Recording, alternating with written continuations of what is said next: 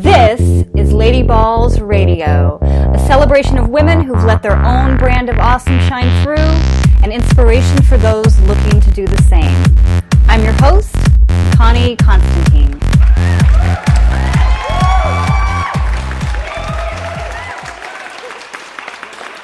Welcome everyone to another episode of Lady Balls Radio. Today we're speaking with Miyoko Rifkin, owner and instructor of Domestic Goddess Studio.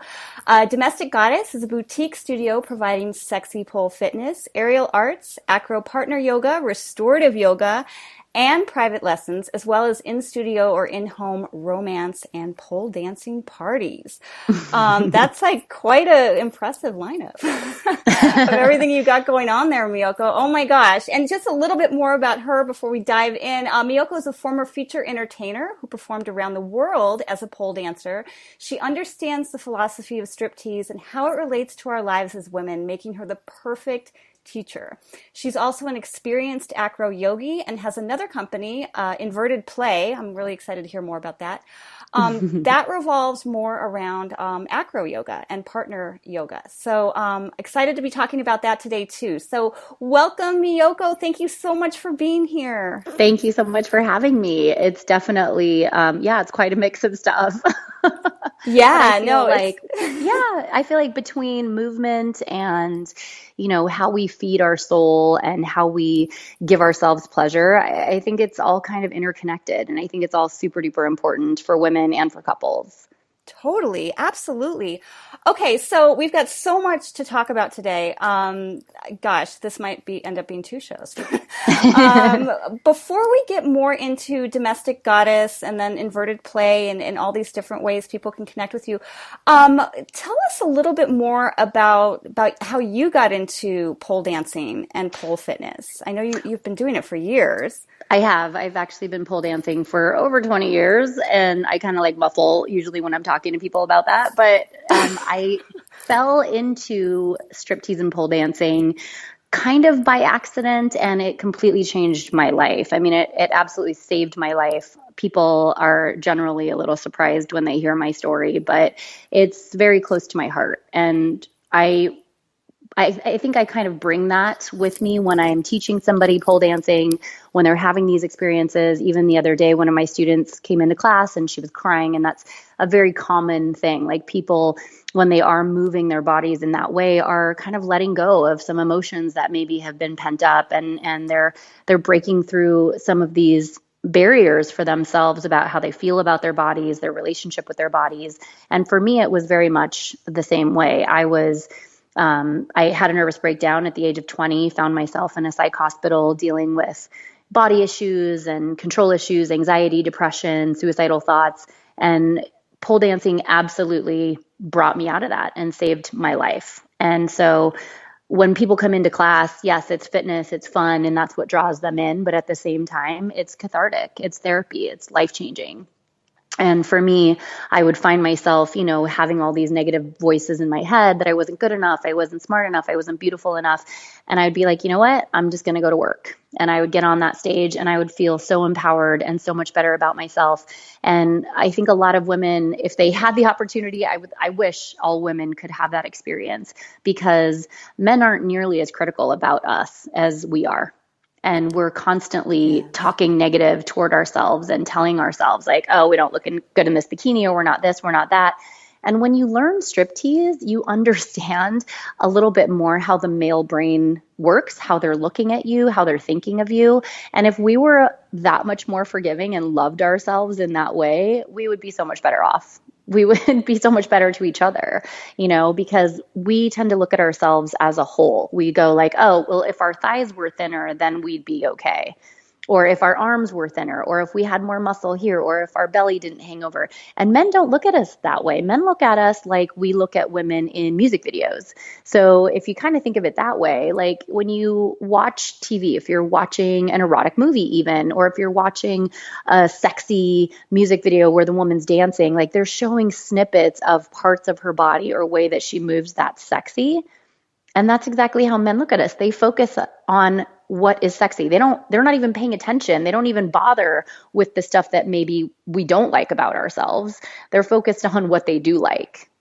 So it's just kind of flipping that switch and like, oh, well, my neck is really sexy. I remember I would dance for guys and they'd be like, wow, you have the most beautiful ears. And I'd kind of stop and say, like, what?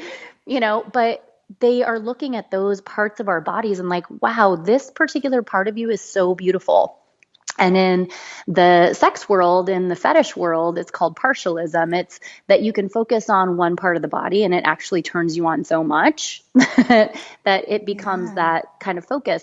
And without having to take it to the extreme of a fetish, we can learn to appreciate those parts of our body and be like, wow, I have such great feet, or I have beautiful legs, or I have great hips, I've got great boobs, whatever it might be, instead of, I wish this wasn't this way about me, instead of focusing on that negative, like showing off the positive. And I think that's what striptease really does for us, is I teach women how to show off what you want them to see.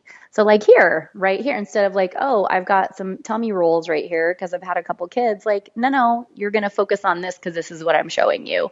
And they're little tricks that you can do, you can take advantage of them in your day-to-day life, not just in a pole class. Like, here's a little trick that some of your listeners can take with them and apply, is that when you're performing a striptease, your hands kind of tell the story of what you want them to see. So if you start with your hands like up in your hair, sliding down your neck, over your breasts, the person watching you is going to follow your hands. So you really get to control what it is that you want them to see. And you can take that philosophy and apply it to your clothing and be like, oh, I'm going to accentuate what I want them to pay attention to. So even when you're getting dressed, or if you're, going out for date night or whatever it might be, like focus on those details, because you can control what you want people to perceive, right? You can control what you want people to be focused on when it comes to you, whether it's your makeup, your earrings, your, all the little details. You set that stage. Yeah. And you do that whether you're guiding them with your hands as you're moving your body, or when it's how you present yourself.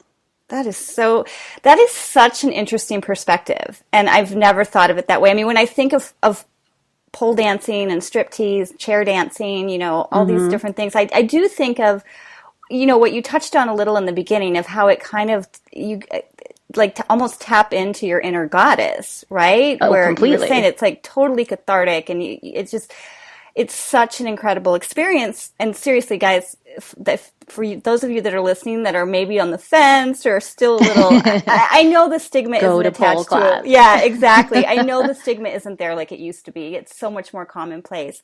Yeah. But it's still there. It's amazing. It's still there. Absolutely. But yeah, if you haven't and you're on the fence, or even if you're not on the fence, let us encourage you to get on the fence and then push yourself off. Fall off the fence. Yeah. So there'll be a pole to catch you.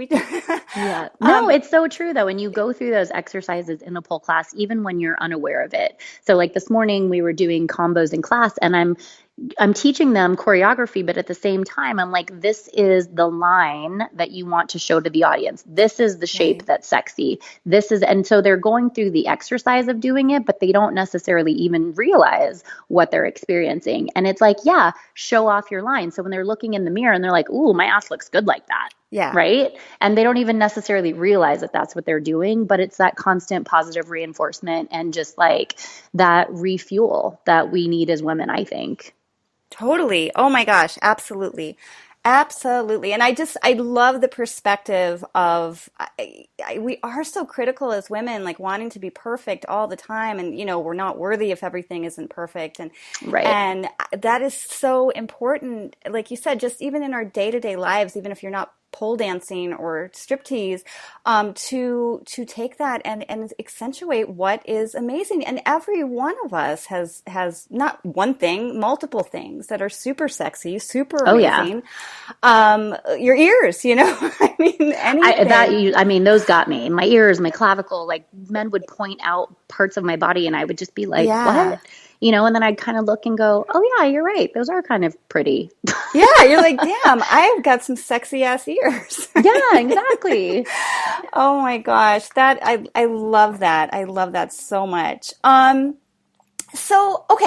So let's talk a little bit more. We're talking about, releasing your inner goddess and all of that. one of the things that strikes me, I think it was in your description of a domestic goddess, the studio, it's a Hmm. safe and supportive place to connect with your feminine power. Can we Yes. talk a little bit more about that? Because I think a lot of times we as women suppress that, or we We feel like absolutely in do. order And to we're be, trained yeah, to to be suppress it. We are right. absolutely taught to hide it, to conceal it, to protect it, instead of being able to let our feminine energy out, which a lot of times is sensual and sexual energy. And so we are taught to fear it.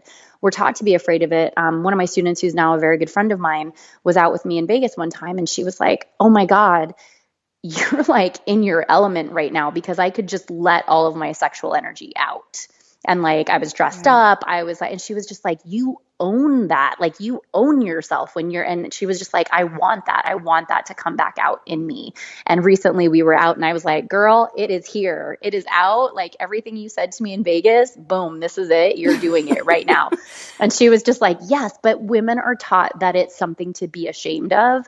We're taught that it's something to be afraid of, that if we dress a certain way, we deserve any negative sexual attention we get, if Mm. we behave a certain way." And I really would love to keep educating not just women, but men as well. And this is something that I did on my radio show with Playboy Radio, that when a woman is flirting with you, there is no question whether or not she's giving you sexual energy or sensual energy. Like a woman should be able to openly give touch.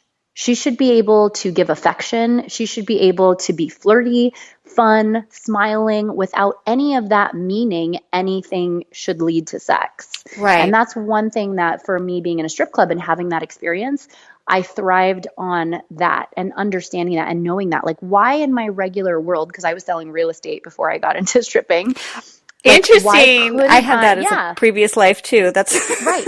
And you got to tone down your feminine energy in that male dominated world. At least it yeah. was for me in my office. I was a young woman.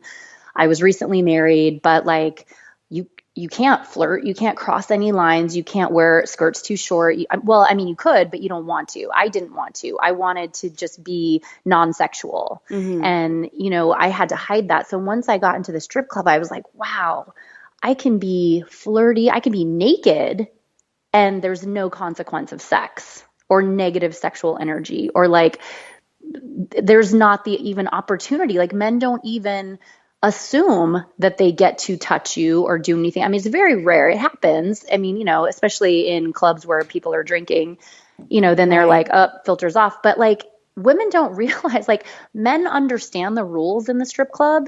And yet in life, they go, oh, well, she was touching me when she was talking to me. So I thought maybe she liked me. Like, dude, okay, let me get this straight. Right. When you're paying somebody to give you attention and affection, you understand that there's no sex involved. But yet, when somebody's freely, openly just giving it to you and being friendly with you, you don't understand what it means. Right. Like, come Right. on. And so I think if we could apply more of the dynamic and the philosophy in the strip club, which is that a woman is allowed to be a sensual, sexual, feminine creature, like powerful, giving, loving, everything, and it still doesn't have a consequence of sex, of anything like obligatory, of anything, if we could apply that to our regular lives, I think women would be a lot more empowered. And so that's honestly what I preach. Like, yes, I can be half naked on a pole and be sexy, but at the same time, if I want to have an interaction with you, that requires conversation, that requires consent, that requires communication, like communicating that, and I think that is lost. And especially in marriage, I've been married 16 years. I've got tons of women around me here in the suburbs that, are constantly like, oh my God, I got to have sex with my husband. Like it's a chore, and I think men forget about that. Like, no, just because she's walking from the shower to the bedroom naked doesn't mean you just get to jump on her because she's your wife, Right. like there still is an element of conversation that should happen, even if you're in a committed relationship. And I think that a lot of times people forget about that. They forget that it's not implied. There is no implied consent just because you're married. You still need to talk to them. And you know what? Invite her to share her sexual energy with you. Invite her to experience pleasure with you. And we forget to do that. We forget that when we're out on a date, just because somebody's smiling when they're talking to you and laughing at your jokes, like that doesn't mean that they want to have sex with you. Right. And there's a whole nother element of communicating and coming together that needs to happen before people actually engage in sex. And I teach young women that constantly. I found myself in a bar talking to some younger women, and they're like, how do you navigate that, like in the world of dating, and everything is so at your fingertips, and in the Tinder world, and they're trying to navigate. And I'm like, honey, if a guy is out with you and he wants to have sex with you and you're like, I don't really know if I want to actually have sex, but you're like, hey, I really like you, I want to make out with you, maybe we could have a little mutual masturbation session, maybe we could just, whatever. And they were like, oh, I can say that? I'm like, yes, you can say that. You can absolutely say that. I mean, you don't even know when you're jumping into bed with somebody if it's going to be good sex. You don't know that yet. So why not set the stage, like set yourself up for success when you actually do have that encounter, right? Because then you get to know more about somebody. You feel comfortable with them. You feel safe with them. And guys, if there's men listening to this, interview as well, same thing. Like, ask a woman. You'll be surprised what just asking and inviting will do. That will open up so many doors for you if you actually ask for permission first. Right. It's amazing. Right. Yeah. Right. Oh my gosh. So much good stuff. Woo. I'm just like we go from striptease to sex, but it's all connected. I mean, it is all connected. That's the important thing to think of is it is all connected. So, yeah. Oh my goodness. Well, it is connected. And I think when you empower a woman to own her sexuality and have ownership of her pleasure, it's amazing what you can be experiencing with that person if you should have the honor of doing so. And it's the same with men. I think our men, we tend to forget about them too. Like, oh, they're fine. They just want to get their rocks off. They're good. Like, no, men are the same way. We all have this same energetic energy, power and flow within us. And when we empower a man to be everything he can be and more, and then are sharing that with him, like, God, that's such an honor, to be able to be with somebody who's so empowered and so confident and knows what they like and wants to share that with you. That's big. Right. That's really big. And part of striptease and part of that interaction is what's happening. When a man goes into a strip club, he doesn't just want boobs in his face. He's going for the same experience too. Like, he wants to feel wanted. He wants to feel desired. He wants to feel sexy, just like the women do, and I think we tend to forget about that. Like, it's not just a bunch of guys going in having beers. There's this whole element of non-alcoholic nude bars where men just want to talk to somebody. They don't even care if it's a lap dance or not. They just want to talk to somebody. Right. And so men experience this too. And women sometimes forget that men are going through that same thing. Definitely. So let's talk. So on that same note, you talked about, the conversations you have with women that are dating and how to get that communication flowing around the sexual relationship and how it isn't just implied. What would your advice be to a couple that's been together longer and maybe has, I know it's the old cliche, like, oh, the spark is gone. Right. But really I think it can get easy to get comfortable in relationships, and how to keep that, not just the sexual part alive, but that communication going. Right. And that is the challenge, is communication. And I know that if you read articles online about spicing up your relationship, if you listen to interviews and podcasts, everybody talks about communication, but I think people don't really tell you how to implement that practice. And that's what takes work. If you aren't already present with your partner, if you're not already communicating with them, then it can be difficult because you feel like it's not authentic. Right? You feel like you're forcing yourself to do something, like you don't know how to touch, you don't know how to eye gaze. I mean, eye gazing is huge. And I know it sounds probably silly to some people out there listening, but how often do you really stare into your partner's eyes? And that's the best way to check in with somebody, is to look at them, like look at them in the eye, make them return your gaze. And you can tell so much about what's going on with somebody. When my girls come into the studio in the mornings, I can tell if they're avoiding my my look. If they don't want to look back at me, if they're, if they're looking down, if they're looking away, I can already tell something's wrong, that they don't want to be seen necessarily, that they're hiding something in a sense, like they're trying to be strong. And how often are we just trying to, be seen as this, like, I'm okay, everything's okay, you don't need to worry about me. But if you can look at somebody and check in with them, like, how are you? Just take 2 seconds to do that with your partner, because we tend to not do that, especially when we've got kids, we're busy, we're taking care of family and work and everything, and you're walking by each other. You may even be touching each other, but you're not looking at each other and checking in, like, Right. how are you feeling today? And you can tell when you look at your partner, like, are they feeling like they want to have sex right now? You can tell Right. that just by looking at them. You can tell by their body language, by how they're breathing, by how everything's going. And sometimes just knowing that, especially for men with women, when you take the time to just check in, how are you feeling right now? Is there something that I can do to help you feel better right now? Those are things that are, yeah, maybe the words aren't exactly your language. Maybe you don't say those things verbatim, but they're so important, because you can tell when your partner needs something from you, whether they say it or not. And resentment starts to build when they know you need something and you're going to ask for it, but not necessarily in the best way. And they want to give it to you because they're your partner, but then that doesn't necessarily feel good for them.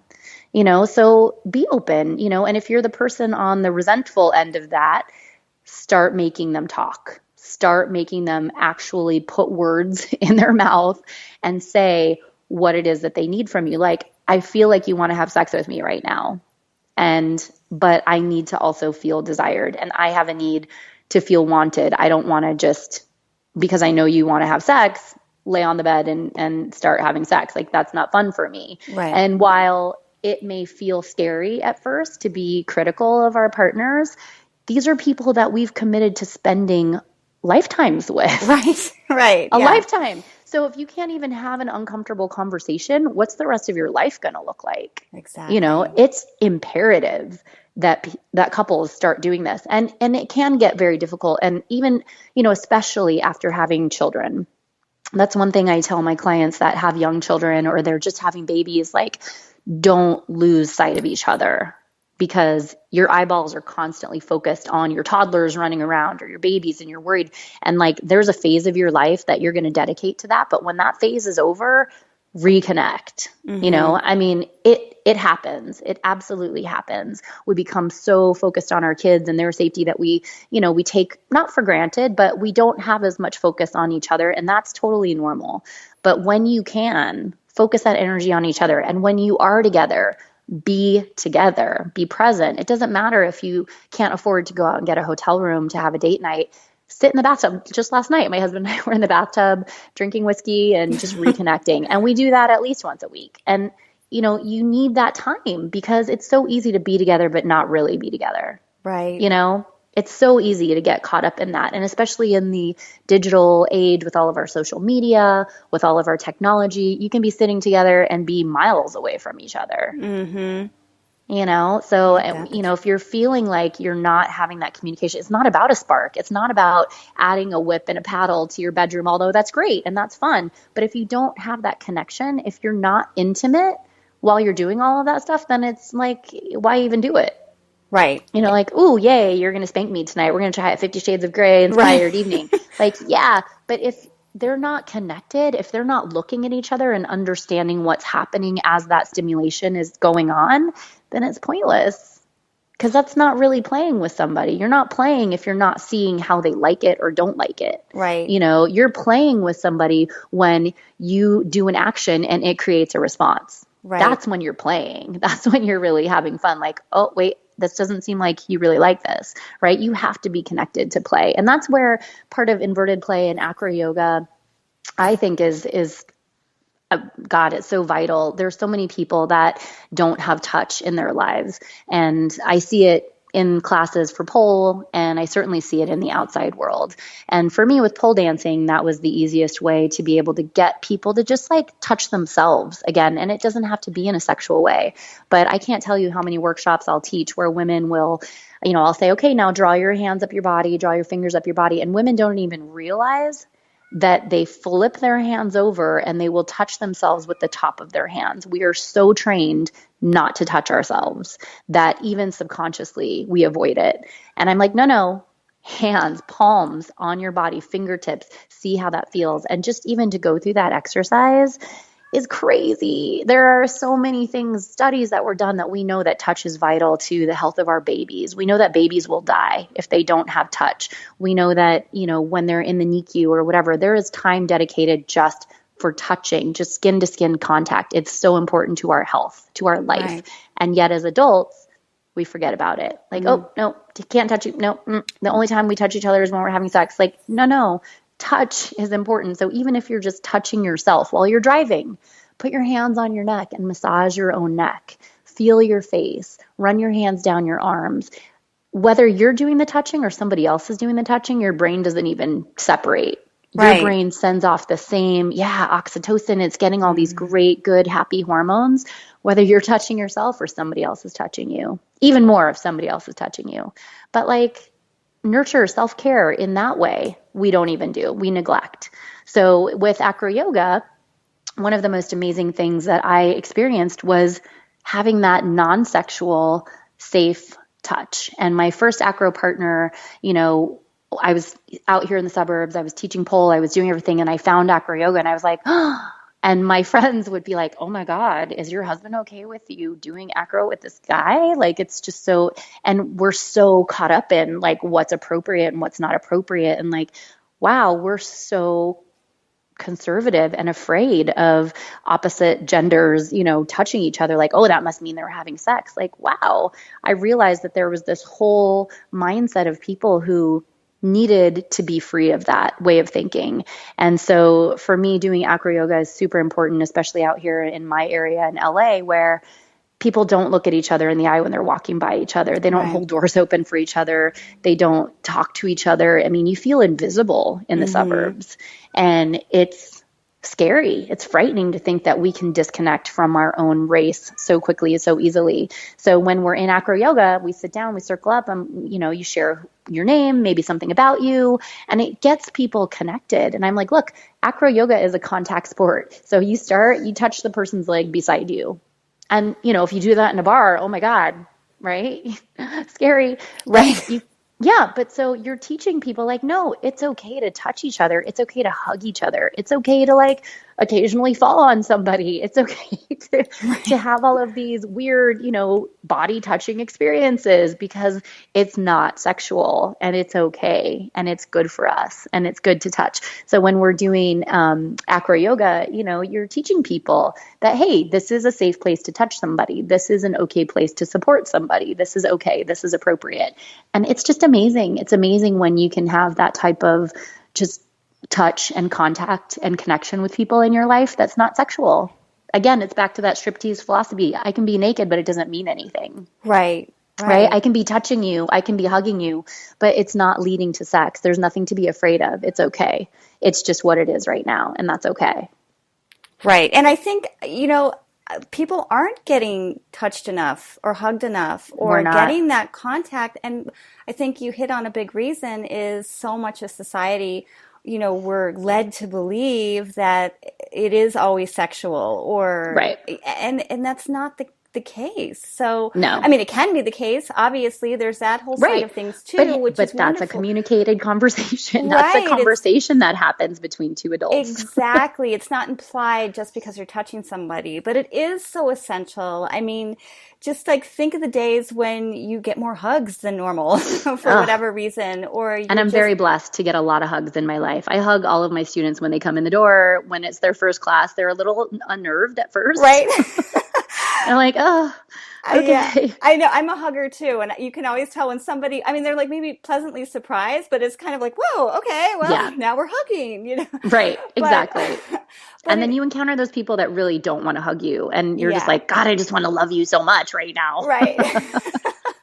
You just need so much more hugging. Yeah, no, totally. So that's like an extra credit assignment, people. Get out there. Oh yeah. Hug Get out there and someone hug someone. today. Oh, it just makes Yeah. such a difference. Such a Oh, it difference. does. And being a mom, I'm not, it's hard. I can't be a germaphobe anymore. Right? When you have dogs and kids and you just can't. And so I was in a performance a couple of weeks ago and one of the other performers was sick and she's like, "Oh, don't come near me. I'm sick." I'm like, "Babe, I have kids. My immune system rocks.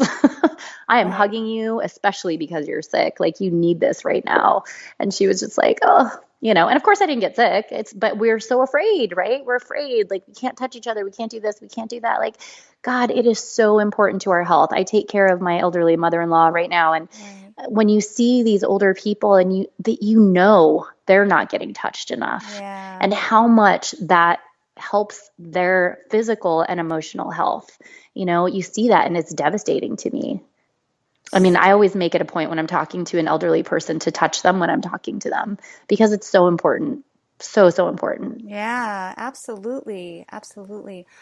Oh my gosh. Okay, so you did the segue for me right into inverted place. Um, That happens. I do that sometimes. no, that's fine. That's I mean they're so closely connected but distinct, right? Because you're doing Yes. your classes at Domestic Goddess mainly Hmm. with your girls, Right. right? It's So, primarily pole, but on Monday nights we have acro oh classes and we cool. do workshops. We do dance acro workshops as well as standing acro workshops. And, it's like I was telling you earlier about with men, like men are disempowered too. And when you can give them that extra like boost, God, they feel so good. They can be in their like masculine energy when they're throwing you around and they're just like, Yeah. ah, right. And so Yeah. I'll tell a lot of my girls that have husbands like, "Oh, he won't come to do this with me because he has to be on his back or he has to do this." And like they feel a little submissive in that sense. And I get it. And I'm like, yes. You should come to the dance acro class because he's going to feel so good to just like throw you over his shoulder like a caveman, like he's going Right. to feel so good. And like, "Oh, but I don't know if he can do that." Like, yes, he can. I base everything I fly. I'm one of those women that feels like, I'm strong, I'm smaller, but I'm strong. And so Right. I will lift other people up too. I base my own, partners who are 180, 190 pounds. I base them. I hold them up. I fly them. And, that's empowering for me, but it's also like empowering for other people to see that. Like, what? You can hold them? Like, oh my God. And that, That's makes them insane. trust a little bit more. Like, oh, okay, well, if she can do that, then I could do this. Totally. So just to clarify for people that I mean I totally get what you're saying. But I Basing didn't and flying. always. Yeah. Could you like expand a little bit on that so people are like, what is she even talking about? Like, what is it? Right. What is Base and basing? fly. That might sound like, what does that Yes. mean? Well, so the fun thing about acro yoga is it kind of brings us back to those memories of being a kid and when your parents or your babysitter or whatever put you on their feet and picked you up and lifted you off the ground. Right. So if they're laying on their back, like the most common thing is called bird. And it was like airplane when you were a kid, right? So Right. they would put their feet on your belly and you'd be like, wee, and you'd be flying, you'd be so high, and you get all these crazy rushes of endorphins and adrenaline and all this fun hormones, happy hormones happening. And you're just like, ah. And being weightless or inverted creates tons of just sensory pleasure for us as human beings. And it's such a great experience for us. And things are happening to our bodies, whether we understand them or not. And it's great to see people's faces light up when they're being flown. And that's what we call that. A flyer is somebody that's basically the top person, the person Mm-hmm. that's on top of somebody's feet or on top of somebody's hands. The base is the person that's connected to the ground. So whether they're laying on their back or they're standing on their feet, they're there as your base support. So I like to think of like base being like home base, is very grounded. And it's interesting when you start really practicing and participating in the form of acro yoga, energetically you can feel when somebody is a good base, and energetically they feel grounded. Right. Like you feel safe on them. They feel Mm-hmm. like they're rooted down into the earth. And as you're developing that skill of becoming a good base, you're learning more to like root yourself into the ground and like really become a structure. So there's a lot of fun just spiritual, emotional things that are happening in acro yoga, not just the actual playful side of it. Yeah. But you don't even realize, again, it's kind of like striptease. Like you don't even know this stuff is happening. You're building these skills by going through exercises, by practicing these things and doing these things. And so, yeah, when you're flying and basing, that's the language, that's the lingo. So if you ever encounter some people doing acro yoga and hey, like I fly, I base, that's exactly what you'll hear. That's that type of language. Got it. Got it. So let's touch on a little bit. We kind of danced around this a little bit, the spiritual side of things, both in um, sexy fitness, pole fitness, Mm-hmm. and in acro yoga. I would love to talk a little bit more, and I know you've mentioned this before, but like talk a little bit more about how it does bring you into the present, how it does make you just how it can, I guess I'm not really articulating this very well, but how it does I know what you're saying. bring you into the now, and how this spills over into other areas of your life. And I don't mean other areas of your life where you're just going to be walking around, flying all Right. the time, but Some of us do. well, exactly. Yes. Some of us Yes, do. you do. But it does have an application Absolutely. into our Everything real that you're life. doing, yes, absolutely. Whether it's learning communication skills or learning actual, like tangible physical skills, it absolutely will translate into other areas of your life. When it comes to communication, that's one thing that, again, I feel like people have kind of lost this art of using their words. And we teach our Hmm. children, obviously, when they're young and they have all these emotions that are happening, but they don't know how to attach words to them and get them out of their body. And that's the same thing that happens to us as grown-ups, I think, as we kind of revert back to that and we forget how to put our feelings into words. And instead of just saying, like, I have a need to be touched right now, or I have a need to be upside down, I have a need to, and being able to just say those words without there being necessarily consequences or attachments to them, Right. we're able to know ourselves a lot better. So instead of just lashing out at our partner if we're stressed out or whatever, we can kind of just say like, "Hey, this is how I'm feeling right now. This is what I need right now. Can you Yeah. give this to me, or can I go take care of this?" Or and when you're able to kind of detach some of the emotional like energy and kind of negative stuff that happens because we're emotional and we don't know how to handle our emotions, you're able to just like be calm and focused and like, hey, this is what I'm feeling right now. This is what I need. And I think that's super duper important as couples mature in their relationships. But so in acro yoga, you're balancing literally on Right. somebody's feet or hands. And so you have to ask, can we maybe go more this way? Can we do this? Can I have your hand? Can you do this? And so you're forced to use your words to ask for what you need to find balance. Right. And that is so profound because Totally. that's exactly what you need in your life is to be able to say, I'm imbalanced. This is what I need right now. Can you give this to me? Right. And Absolutely. like, yeah. And so, hey, and when it comes to higher level acrobatics, that's life or death. Hmm. You're forced to be in the now, right? Oh yeah. There's no There is like, oh, nothing else to I'm doing focus my on. grocery list and I'm like, Oh yeah. All you're thinking about is what you need to do so you don't die. yeah. Yeah. And that's so important. And it's the same with pole. When I'm teaching women to do new pole tricks, like they can't be thinking about how their boss is stressing them out at work or how their kids are driving them crazy or, all of this other, I don't know what I can say on the radio, Whatever you want. all No, this it's other Lady Balls bullshit in their Radio. lives. Yes.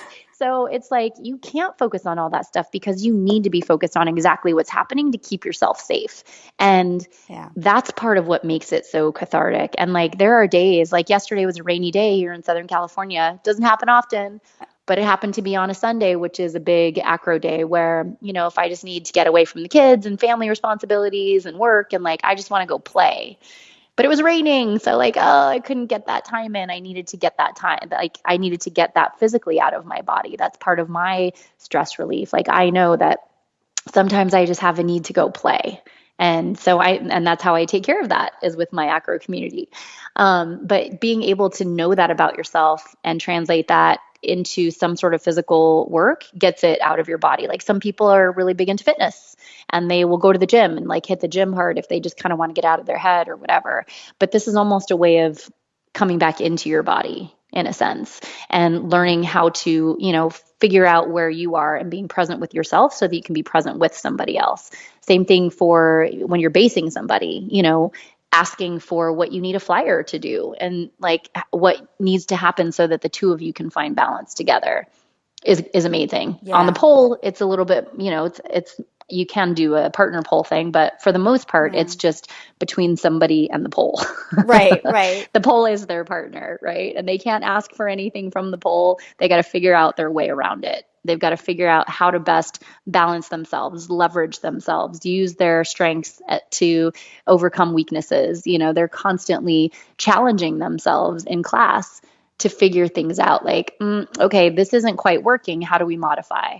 And so that's a great application to your day-to-day life. That's a great skill to have to troubleshoot and figure things out. And then, even when it comes to just blanket stuff, like learning new choreography, it's so good for us later in life for our mental health, for our memory health, to have to do things a different way or to do them on a different side or, to put things together in a different type of a pattern. These are all great, just brain exercises for us later in life. Yeah, to stay sharp. Senior pole. Like, is that a thing? Oh yeah, I would love. Well, it's funny. I would love. I'm trying to figure out the best way to do it. I've had, I've definitely had older like women that I've taught. The oldest woman I taught was 83. Wow, she was amazing. Yeah. But to have it be a regular like fitness routine would be great. Certainly, chair would be easy. Mm-hmm. Yeah, like some chair dance. Yep. And I think, again, they would get the benefit of feeling sexy and touching their bodies and moving their bodies in ways that stimulate some good hormones, some happy hormone. Definitely. So that's so fascinating. I love, I was thinking when you were talking about the difference between, partner, acro's partner, obviously, and pole, but I think that improves our communication with ourselves when you're forced to, like you were saying, what can I do better? How can I be stronger? How can I strengthen this weakness? How can I, navigate that? So it's all good, all good. So, gosh, so much good stuff. I mean, if people haven't been convinced yet why they need to be incorporating so much of this into their lives, let's talk about some practical ways to get started. Obviously, if you're anywhere near Agora Hills, you can work with Miyoko Come to the studio directly at Domestic Goddess, which is fabulous. But clearly, people are all over the country, right? So what would your suggestion be? Are there do you offer online courses, or are there? I mean, there's local studios, I'm sure, but where would you point somebody to get started as a brand new beginner wanting to explore whether this whether they're wanting to do pole or acro yoga, there are tons of places online as resources. If you just hit me up on any of my social media at Ask Miyoko, I can definitely refer you to different places, or you can do things online as well. Skype training is definitely becoming more and more popular. Mm-hmm. Because people can't necessarily get to your studio or get to any studio. Pole dancing isn't so common that it's everywhere yet. Right. And neither is acro yoga. And trying to connect with people, people are shy and lack confidence in the beginning of either of those skills. And so it's scary just to put yourself out there and ask if you can join a class, right? Right. So just even empowering you to do that, I hope that this radio show has helped you feel a little bit more confident about just taking the first step and seeking it out, because it's scary even just to try something new. And my mantra is definitely do something every day that scares you.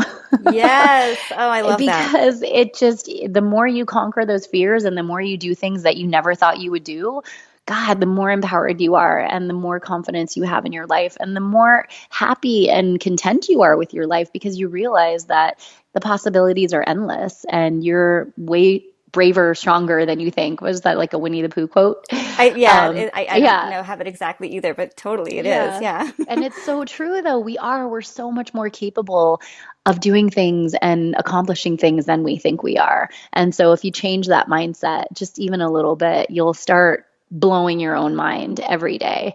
But there's a great website called acroyoga.org, and that's a great resource for people to find classes, find teachers.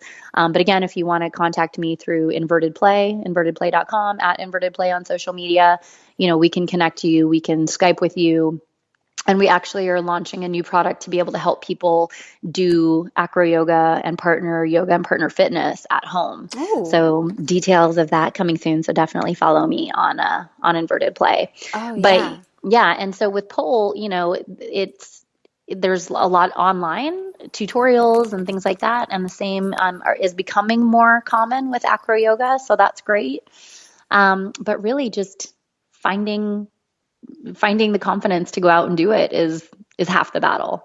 And there's a lot of great acro yoga communities around the world. That's one thing that I love about acro yoga, is that I literally have traveled to Spain, to Ireland, to England, and just met people to play. Like, you contact them through Facebook because there's tons of groups and everyone's super friendly and like, hey, I'm new to the area. Can I come to a jam? Can I come to a class? Does anybody want to meet at the park and play? And like, you meet all of these great, amazing people. I met friends in New York because I was out there when I was moving my mother-in-law, and I was just stressed out and like, oh, I just need somebody, like, can I crash on somebody's couch in the city?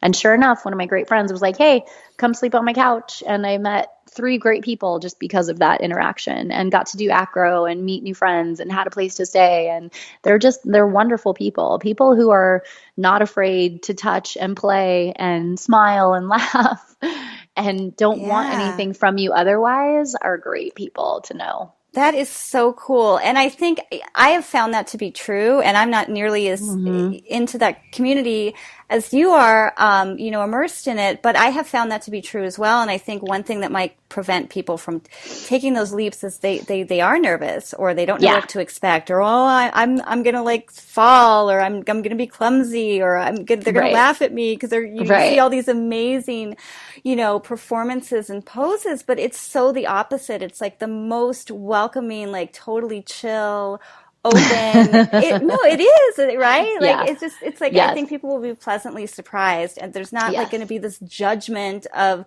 where you're starting from, or where how you're progressing. Oh Just yeah. do No, I it. have new students that come all the time like, well, is it appropriate for me to come because I don't know what I'm doing? Like, you have to start somewhere. Yeah. You've got to start somewhere. So just start by reaching out to somebody online or picking up the phone and being like, "Hey, can I come to a class?" Because that's how we all started. My husband and I saw a video online, and I was like, "I want to do that."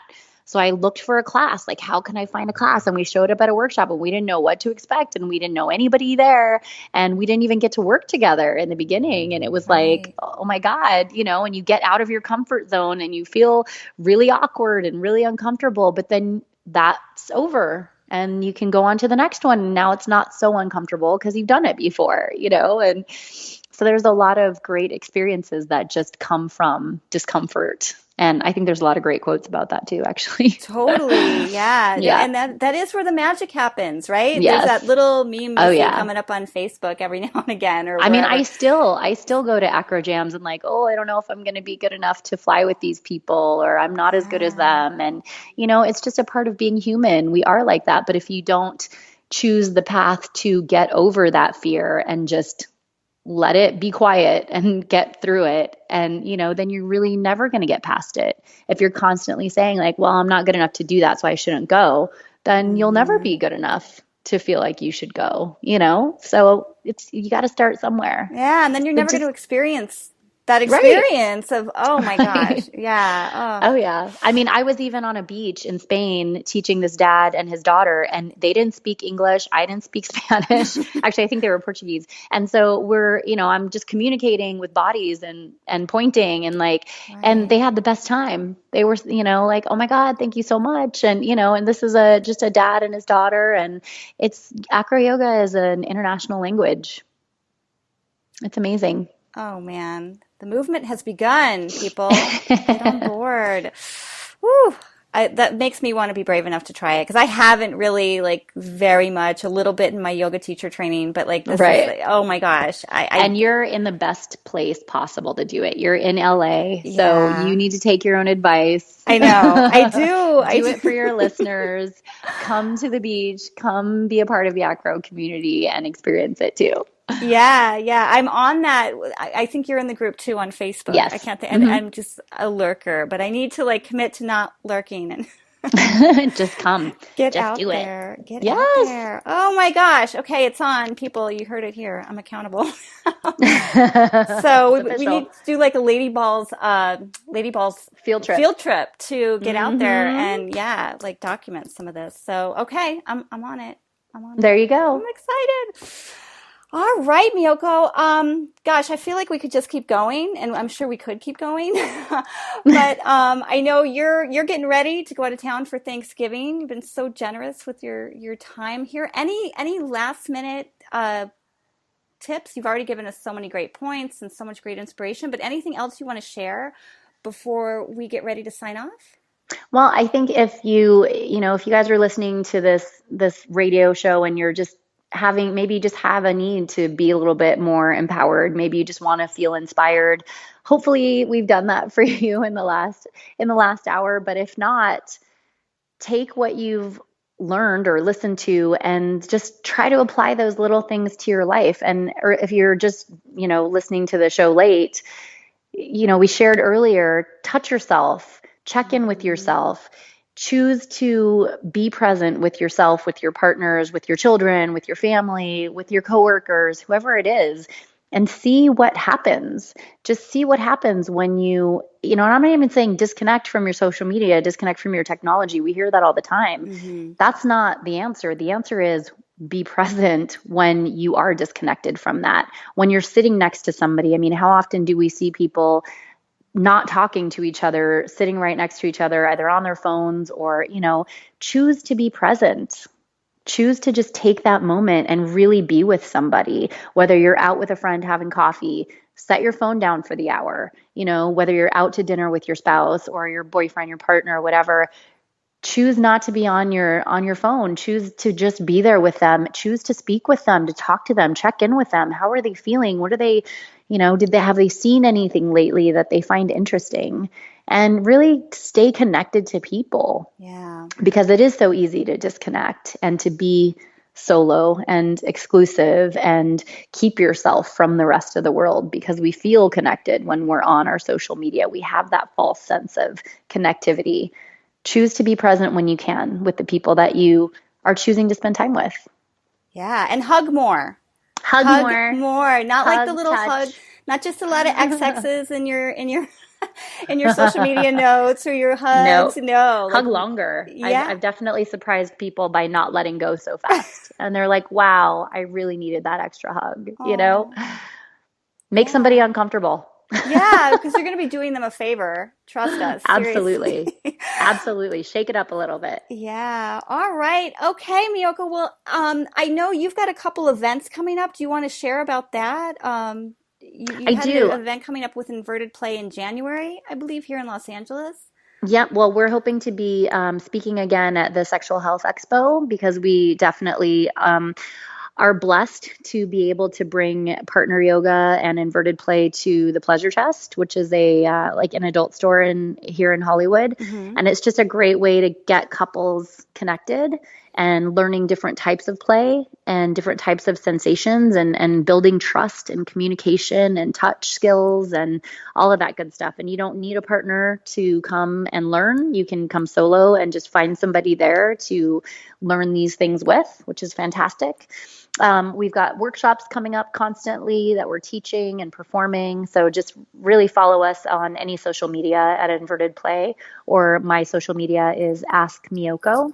And again, we've got some products that we're going to be launching soon that will enable you to be able to do them at home, and not have to actually be in a class, and set you up for success that way. That is so cool. And I will include all these links in the show notes for this episode at ladyballsradio.com. So if Wonderful. you're missing any of that, like what was it? I didn't write it down. You can just go to the show notes for this episode at ladyballsradio.com. We'll include that. We'll include the link to your event in January. And once you have the new products out, we'll make sure to get that out there too. I'm excited about that because I'm just like, I love live classes for just anything, for fitness, for pole, for everything we've talked about. But sometimes, honestly, it's just like life gets in the way and you just need to get that in, right? So to have that option to also do it at home is going to be so great. So, oh my gosh. Well, thank you again, Miyoko. It has been such a pleasure having you here.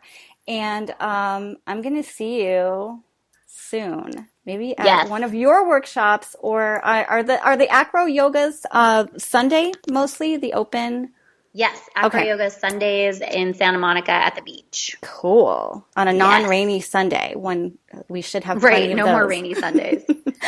Oh my gosh. Well, thank you again so much for being here. Thank you all for listening, and we will catch you on the flip side, people. Yes. Go hug someone. And that's a wrap. Thanks again, Miyoko. And thank you, dear listener, for being here with us today.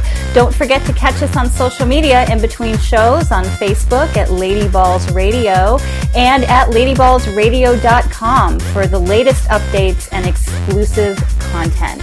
Until next time, stay ballsy and unleash your inner goddess.